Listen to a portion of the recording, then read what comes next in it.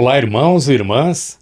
Estamos aqui nesta transmissão da Igreja Batista Parque Industrial em São José dos Campos, da Escola Bíblica Dominical, neste 10 de março de 2024. O motivo é que estamos em obras. Estamos em reformas no nosso prédio e, por conta disso, nesses domingos em que a obra estiver acontecendo ali no nosso endereço, estaremos então utilizando o nosso canal de YouTube para as transmissões. Desde já, agradecemos a compreensão de todos e, acima de tudo, agradecemos a Deus porque promoveu também este meio para que nós pudéssemos estar em contato uns com os outros e levando a palavra dele mesmo. Então, a partir de agora, vamos à aula deste domingo. Vivemos tempos em que a fama parece ser a coisa mais importante que existe. As pessoas fazem quase tudo para aparecerem, não é mesmo? E agora com as redes sociais nem se fala. Essa é a era do selfie. Não, eu não estou dizendo que é errado ou pecado fazer selfie e enviar para outras pessoas. Selfie é mais uma modernidade que podemos sim aproveitar e desfrutar dela. Marcamos os nossos bons momentos, em especial ao lado de pessoas que amamos, registramos tudo e enviamos a outras pessoas, com a finalidade de lhes dizer o quanto nós estávamos satisfeitos naquela situação, não é mesmo? Bom, até aí, sem problema. A coisa desanda quando queremos de algum modo atingir alguém usando nossa alegria, veja só, nossos bons momentos. É aí que entra o mau caráter a serviço da nossa vontade caída. Bom, aí surgem algumas perguntas. O que aconteceu nesse caso? Como é que nós chegamos a esse ponto? O que exatamente explica essa situação toda? Bom, é disso que vamos nos ocupar neste e no próximo domingo, quando estaremos estudando sobre humildade. Para esta aula, vamos seguir o seguinte roteiro. Primeiro, o que não é humildade. Segundo lugar, como os antigos pensavam sobre a humildade. E, finalmente, em terceiro lugar, o que o Novo Testamento nos ensina sobre humildade. Comecemos, então, vendo o que não é humildade. Quando a gente conversa com alguém, algum amigo ou amiga, e falamos sobre humildade, logo vem à mente da maioria das pessoas a imagem de alguém como simples, muito simples. E olha que por simples eu estou falando sobre falta de dinheiro, moradia precária, alguém que não tem estudos, sem alguém que possa lhe ajudar em suas necessidades. Daí por diante. Esse é o primeiro ponto. As pessoas, de um modo geral, começam a ver humildade deste modo.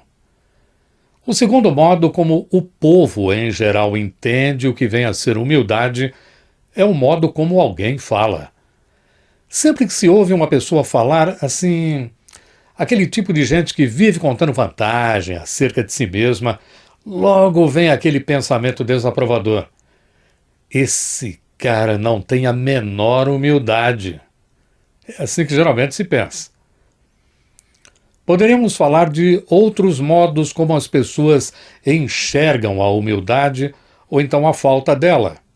Mas por causa do tempo ficaremos nessas duas mais famosas aqui. E por que são erradas? Bom, no primeiro caso, uma pessoa pode não ter dinheiro, não ter casa, alguém que não tem amigos importantes, ou até que não tem amigos, ou qualquer ajuda. Alguém solitário, sozinho nesse mundo, mas mesmo assim não ser humilde. Sabe por quê?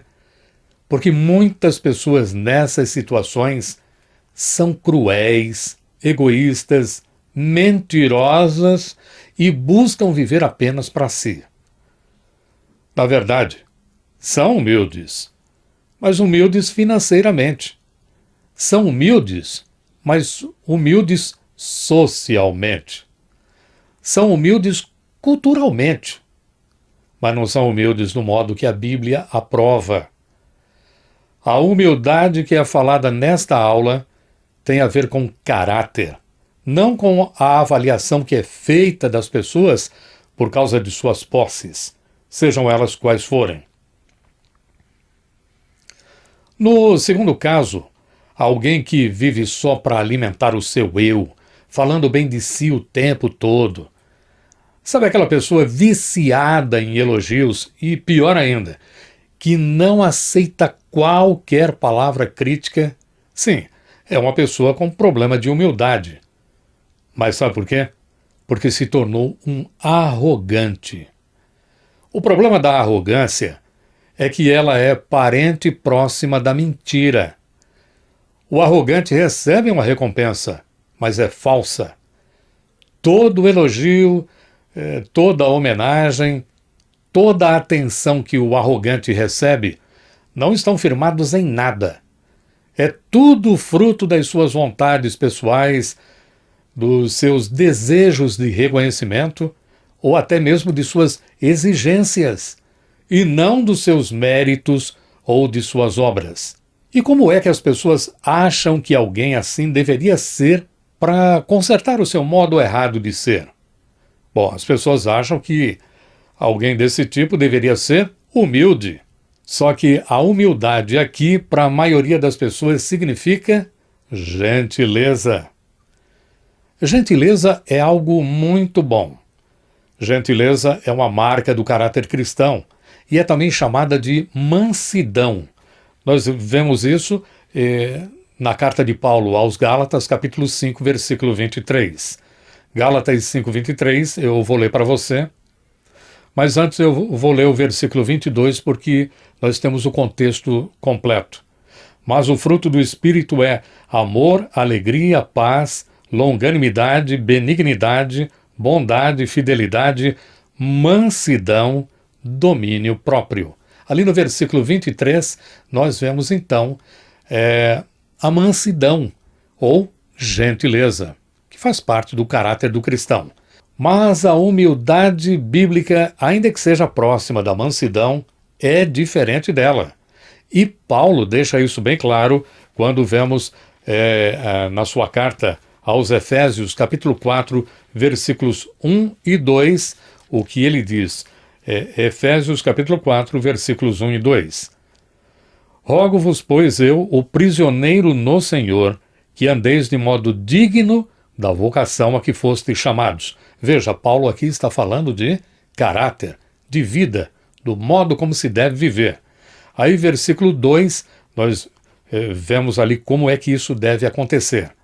Com toda humildade e mansidão, com longanimidade, suportando-vos uns aos outros em amor.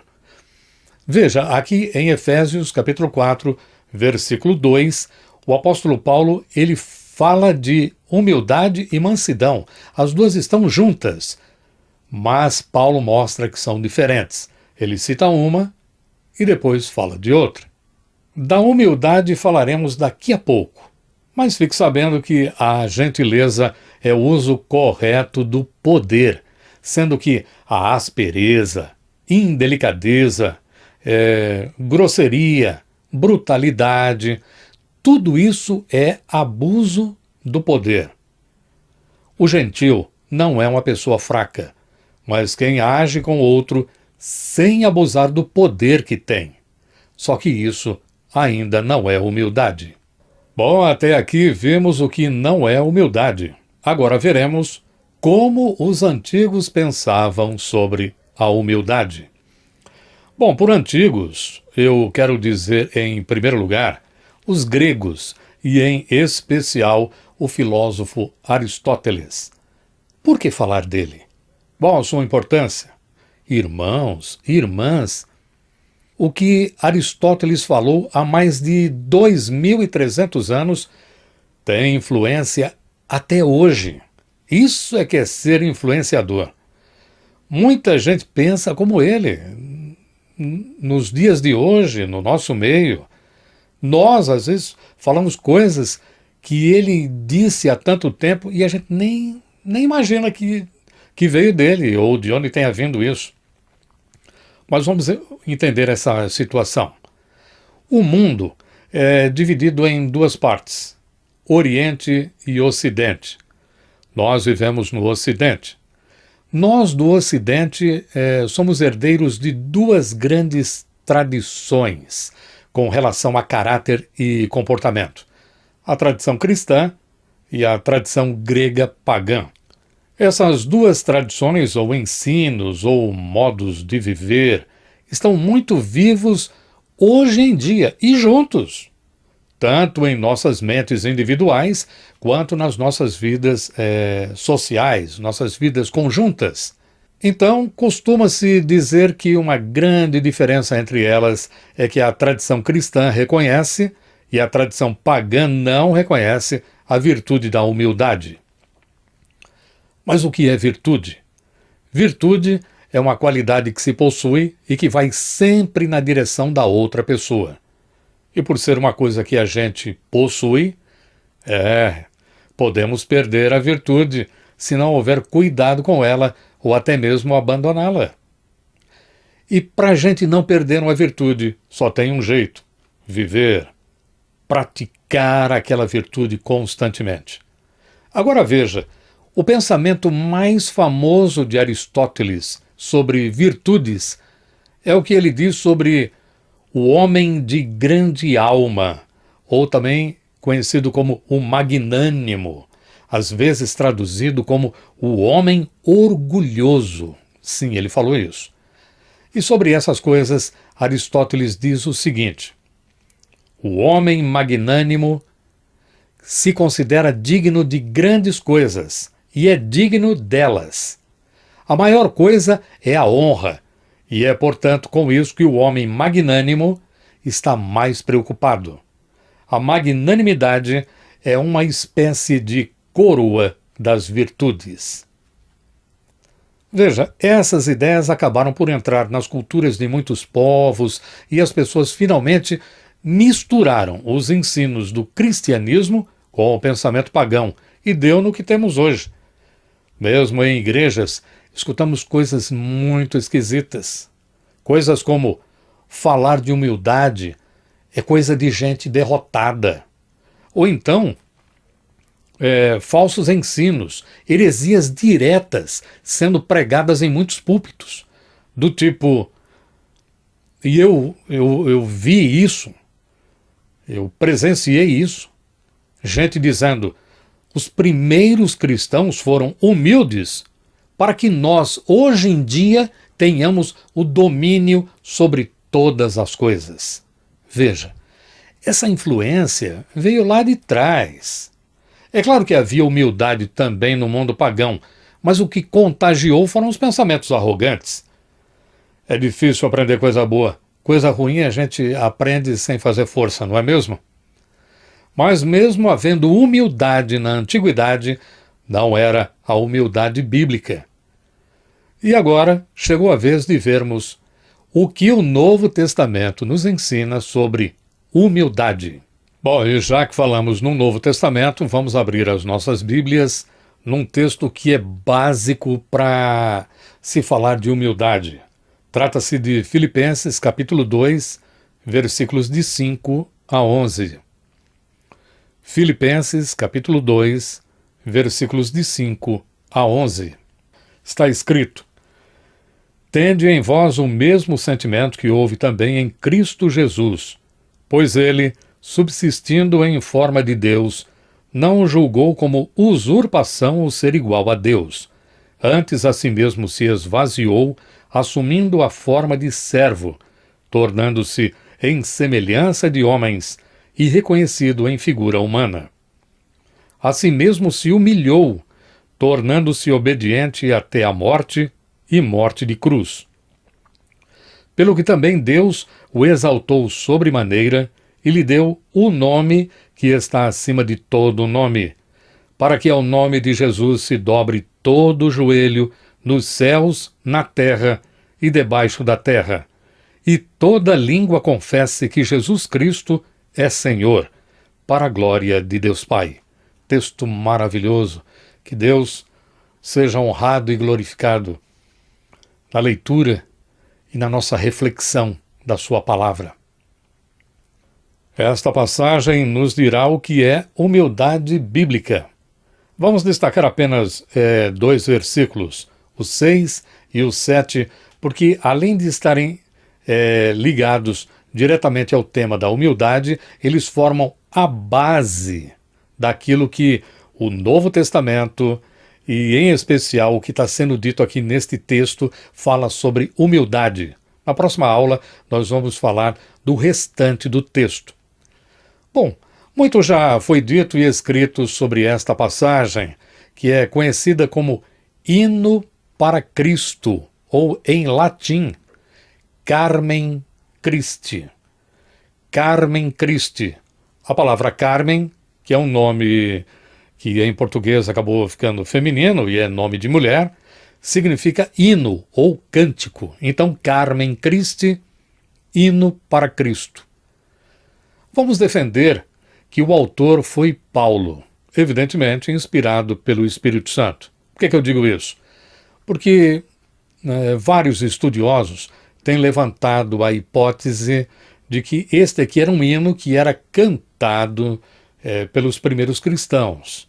Era um hino que era cantado pelas comunidades que existiam lá naqueles dias, e que Paulo incorporou este hino a esse texto aqui para ele falar de algo que ele já vem comentando aqui na carta, principalmente no comecinho do capítulo 2. Mas eu defendo que foi Paulo, porque ele já havia tocado neste tema em outros lugares. Ele só fala de modo poético o que ele já disse de um outro modo em outras passagens, em especial em 1 Coríntios. Mas eu quero defender também que a fonte de onde veio essa inspiração para este hino foi um tremendo gesto de Jesus Cristo. Mas isso ficará para a próxima aula. Vejamos antes o propósito do hino para Cristo, essa passagem de Filipenses 2, de 5 a 11.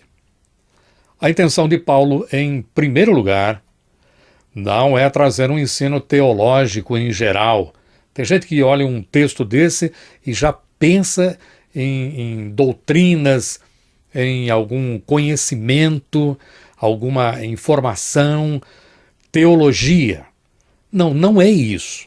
Em primeiro lugar, não é isso. Claro que a gente vai tirar muita teologia daqui, muito ensino sobre Deus, mas não é isso em primeiro lugar. E Paulo também não está querendo aprofundar a doutrina sobre Cristo quando ele fala sobre Jesus Cristo aqui nesta passagem. Ele não está levando adiante aquilo que hoje em dia nós chamamos de cristologia. Não, não é isso. Claro que a gente vai saber muito sobre Jesus aqui nesta passagem, mas a intenção dele não era essa. Ele quer mostrar como os seguidores de Jesus devem viver neste mundo. Esse era o propósito de Paulo ao escrever, ao compor este hino aqui. Os filipenses, então, eles deveriam adotar um estilo de vida totalmente diferente daqueles que eles estavam procurando, porque é o que nós vamos ler nos versículos 3 e 4. Veja lá comigo. Filipenses capítulo 2, versículos 3 e 4. Nada façais por partidarismo ou vanglória. Irmãos e irmãs, é importante a gente observar que, em especial, as cartas aqui no Novo Testamento, as coisas não são levantadas, assuntos não são levantados de modo gratuito. Paulo não tinha o que pensar, não tinha o que falar, de repente ele disse, já sei, vou falar o seguinte, vocês não devem fazer nada pensando em si mesmos ou buscando a glória de vocês. Legal, gostei desse tema, vou falar sobre isso. Não. Sempre que acontece esse tipo de coisa, sempre que um tema surge, é porque era um problema. e estava havendo aqui uma correção. Então o apóstolo Paulo estava dizendo que os crentes lá de Filipos, os filipenses, eles não deveriam fazer nada por partidarismo ou vanglória, mas por humildade, considerando cada um os outros superiores a si mesmo. Aí o versículo 4. Não tenha cada um em vista o que é propriamente seu, senão também cada qual o que é dos outros. Ele fala isso, e aí é como se ele fosse dar um exemplo. Tá, o que é que eu quis dizer com isso? Como é que vocês vão fazer isso? E aí ele apresenta o hino. Olha o nível. E olha o nível desse hino aqui. Uma coisa maravilhosa. E esse hino, portanto, ele funciona como o exemplo de como os cristãos, aqueles seguidores de Jesus, devem viver.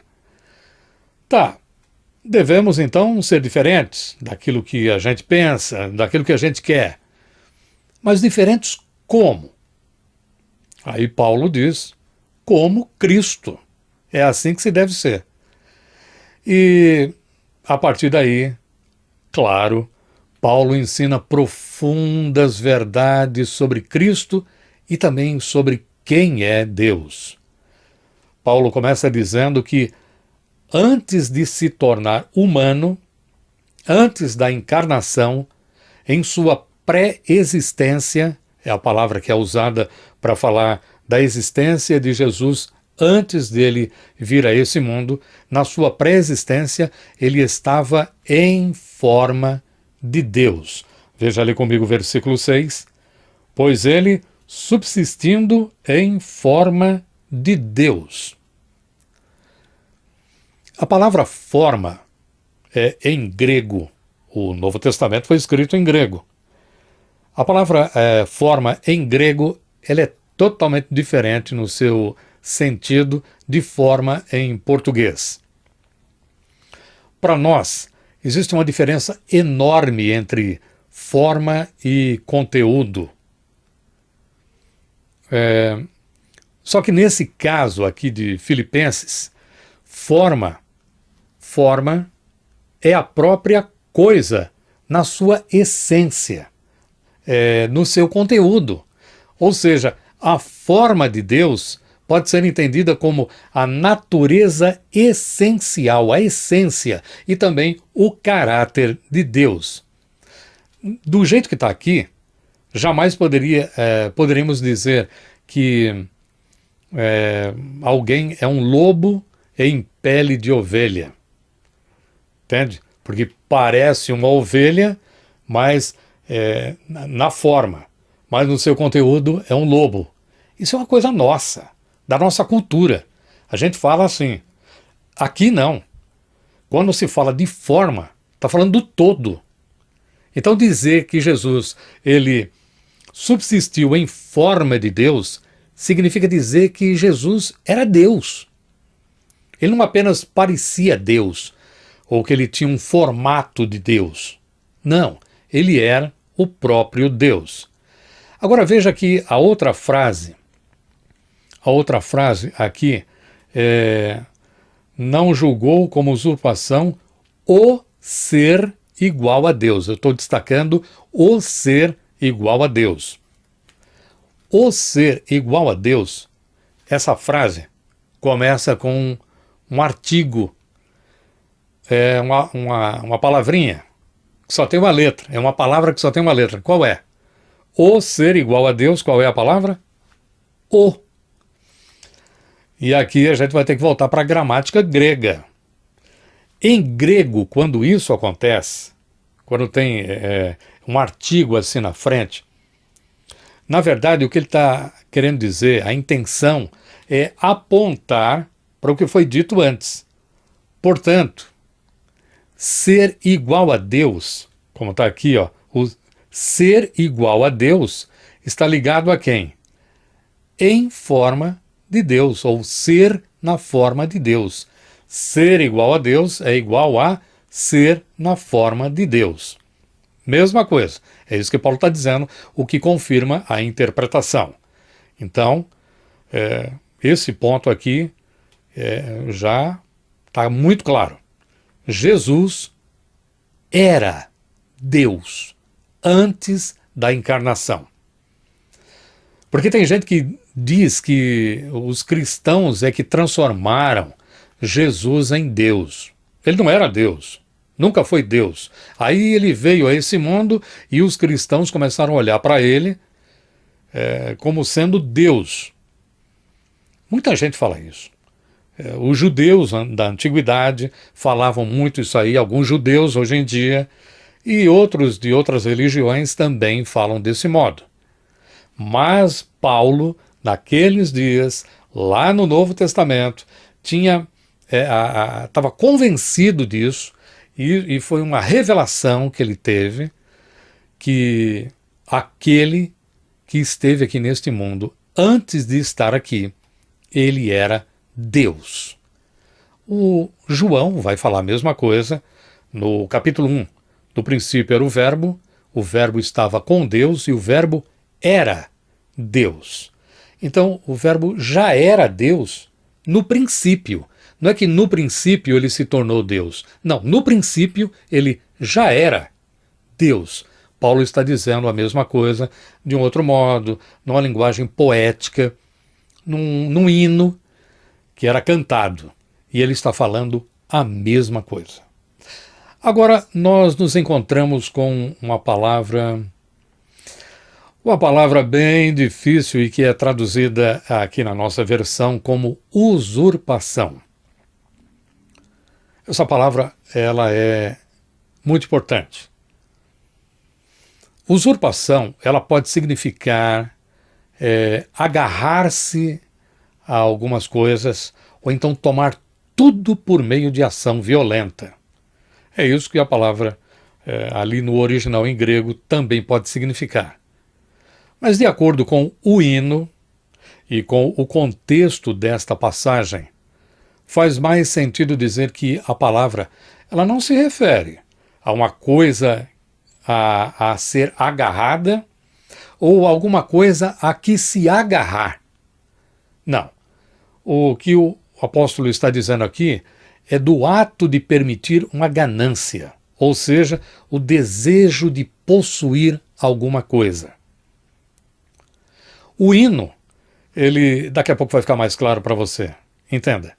Esse hino aqui, ele está dizendo que alguém que se considera igual a Deus, por causa disso, não significa que lhe dará o direito de tomar tudo para si, de tomar posse das coisas. Então Jesus, ele era igual a Deus. Então, ele, por causa disso, ele queria tomar todas as coisas para ele. Não, é exatamente o contrário. Então, quando o hino diz que Cristo não considerou o ser igual a Deus usurpação, a intenção aqui é que Jesus não acreditava de forma alguma que a sua igualdade com Deus lhe desse o direito de arrebatar, de agarrar, de adquirir tudo para si. Porque é o que todo mundo pensa, né? Então ele é igual a Deus, então ele vai querer ter coisas.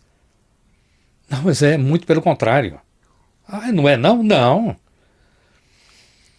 Jesus, ele via a sua semelhança de Deus essencialmente como dar, como entregar-se, e não tomar, e não agarrar. Aqui vai um pouquinho de teologia, vamos lá. Deus é aquele que é perfeito. Deus, ele não precisa de nada para melhorar. Deus não é que nem nós. Eu preciso de mais saúde para dar uma melhorada, eu preciso de mais beleza para dar uma melhorada, eu preciso de mais riqueza, preciso possuir mais algumas coisas. Nós somos assim. Nós precisamos de coisas para melhorar em alguns aspectos. Deus não. Deus ele já é o melhor. Deus já é o sublime. Deus ele já é o excelso. Nada é igual a Deus. E ele não precisa de nada. Então, Deus, na verdade, ele não precisa receber. O que ele quer, a vontade de Deus, é dar, não receber. Então, a semelhança, quando o texto diz aqui que Jesus era semelhante a Deus, significa isso. Porque Deus, ele é assim. Ele não toma para si, mas ele dá de si. Por causa disso, o versículo 6, ele muito bem poderia ser traduzido do seguinte modo: exatamente porque Cristo estava na forma de Deus, ele considerava a igualdade com Deus não como uma questão de receber, mas de dar. Os versículos 6 e 7 podem ser entendidos da seguinte forma: Cristo Jesus, porque ele era em forma de Deus, ele não considerou a sua igualdade com Deus como algo a ser usado para sua própria vantagem, mas para ser usado para a vantagem dos outros.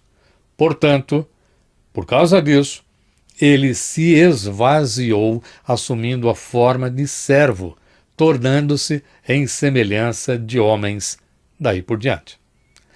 Essa ideia fica mais clara à medida que o hino avança. Ser igual a Deus não significa preencher-se, ou então se encher, mas ao contrário, significa esvaziar-se. Cristo, que compartilhou a natureza de Deus, Cristo que era igual a Deus, ele esvaziou-se a si mesmo, exatamente porque ele era semelhante a Deus. Diante de tudo isso, podemos dizer que a humildade bíblica não é dizer: eu não sou nada, eu não sou ninguém, eu sou um verme, não sou isso que você pensa. É o contrário. Irmão, irmã, é exatamente o contrário. Humilde não é isso, humilde bíblico não é isso. A humildade bíblica deixa claro quem você é, quais são as tuas qualidades e as tuas potencialidades. E todo mundo olha e vê isso aí. Mas a humildade bíblica leva você a não pensar em si, em primeiro lugar, mas no benefício do outro.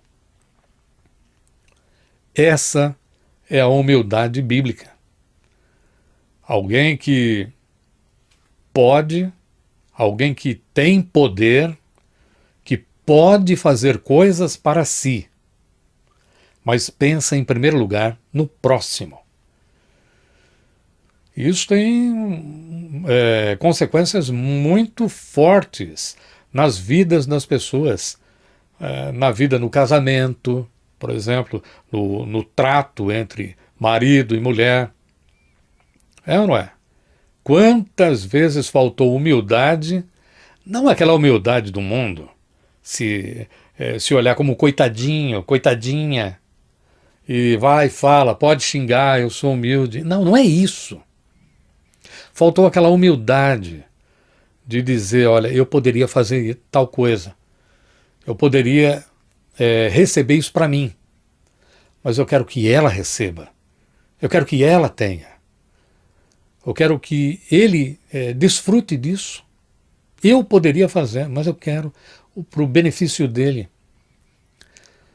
Olha, eu sempre escuto histórias, e histórias próximas, sabe, de parentes, gente que com muito dinheiro, gente com dinheiro mesmo, com posses, que poderia fazer muitas coisas para a família, para a mulher, para os filhos, mas guarda, ou então gasta consigo mesmo, só pensa em si, a sua prioridade é a si mesmo. Qual é o problema aqui nesse caso? De acordo com o que acabamos de ver, é falta de humildade. Falta humildade para essa pessoa. Falta ela entender que, pelo fato de ela possuir aquelas coisas, não significa que ela deva se agarrar àquilo. Eu tenho e não vou abrir mão. Errado.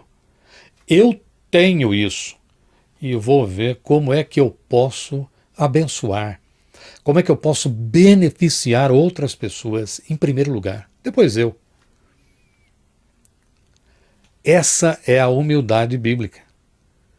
Isso vale para muitas coisas, relacionamentos, no trabalho. Sim, a relação entre o empregado e o patrão, entre o patrão e o empregado. Geralmente a gente fala do empregado com o patrão, né? E se esquece do patrão com o empregado. Você que é patrão, que tem posses, pense nisso. Pense nisso. Não pense em ter o empregado, aquele seu colaborador, apenas como alguém que vai ficar ali, ó, no limite e que vai utilizá-lo na exploração para você ganhar mais, para você ter mais, porque é teu, porque a vaga é tua e aquele outro lá está ocupando uma vaga e a qualquer momento pode ser eliminado. Não pense desse jeito. E você que está na vaga, pense no que pode fazer também para o patrão. Pense naquilo que pode fazer em primeiro lugar para aquele. É importante para essa empresa, essa minha atitude, esse meu modo de agir que vai beneficiar a empresa, é importante? Então beneficie. Seja humilde. Mostre o caráter de Cristo em você. E daí por diante. Essa é a humildade bíblica. Mas existe falta de humildade bíblica também. E em muitos casos. Eu separei aqui um. Judas. Sim, Judas Iscariotes. Aquele que foi um dos 12. Veja, não faltou nada para ele. Jesus deu para ele a autoridade para curar, deu ensino, e ele ensinava pessoas também, juntamente com os outros. Quando o texto fala que os 12 saíram e tinham autoridade até sobre demônios, Judas também tinha. Então Judas não podia reclamar. Judas, ele possuía, ele tinha coisas. Mas Judas, quando viu Jesus com todo aquele poder, com aquela mensagem que arrastava multidões, e com uma autoridade que submetia até os demônios, Judas achou que o Senhor poderia usar tudo aquilo para seu próprio benefício e daqueles que estavam com ele. Aliás, Judas não pensou isso sozinho. Várias vezes nós vemos os apóstolos ali, aquele grupo dos 12, pensando desse jeito, querendo saber, e aí, Jesus, quando é que virá o teu reino? Quando é que o Senhor vai expulsar os romanos dessa terra? Quando é que o Senhor vai mostrar força? Quando é que o Senhor vai mostrar poder contra os nossos inimigos? E aí Jesus, ele não era de acordo com a imagem daqueles homens. Jesus, ele era semelhante a Deus. E Judas viu isso. E ao ver isso, Jesus se tornou insuportável para ele.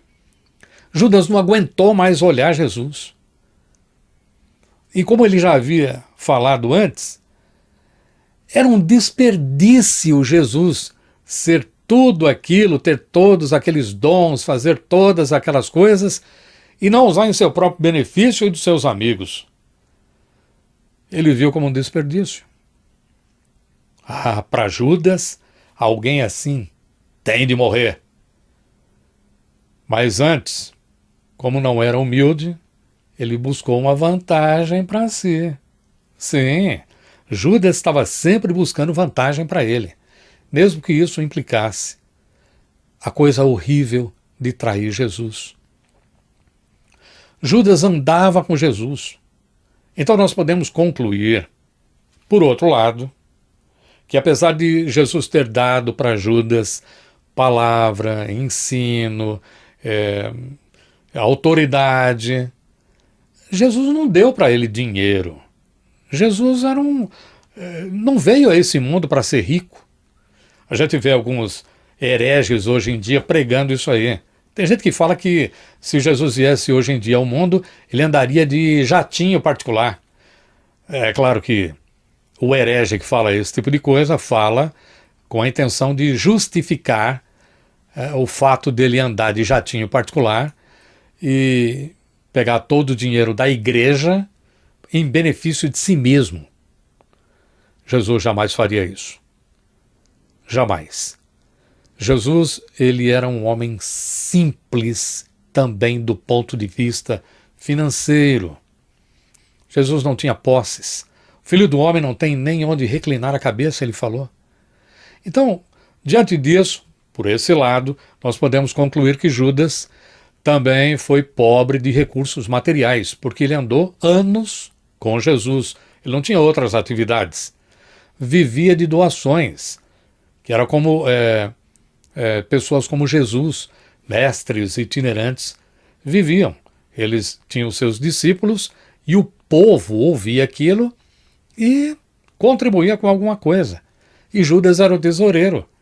João vai nos falar sobre isso. Ele tinha a bolsa, ele guardava a bolsa. Mas ele era avarento. Ele desprezava também quem adorava seu mestre. Como no caso daquela mulher que quebrou aquele vaso de perfume aos pés de Jesus e o adorou e chorava aos pés de Jesus e enxugava os pés de Jesus com os seus cabelos. Então Judas vai lá naquele momento e diz, olha, mas que desperdício. Ele não estava pensando nos pobres, estava pensando nele. Por isso que Jesus ele tinha aquele modo totalmente diferente de ser. Tinha Judas de um lado e tinha Jesus. Por fim, Judas vendeu Jesus pelo preço de um escravo. Tem uma mensagem aqui. Você escuta a mensagem? Judas, quando vende Jesus por 30 moedas de prata, esse era o preço de um escravo naqueles dias. Então era como se Judas estivesse dizendo, você quer ser servo, né? Você quer servir. Você não quer nada para você quer só entregar para os outros, né? Então eu vou te tornar um servo. Vou te tornar a tua morte. Errou. Jesus ele não foi servo só na morte, e nem porque Judas quis. Jesus foi servo toda a sua vida, porque ele era semelhante a Deus. O Criador e sustentador de todas as coisas, e agora também o Salvador.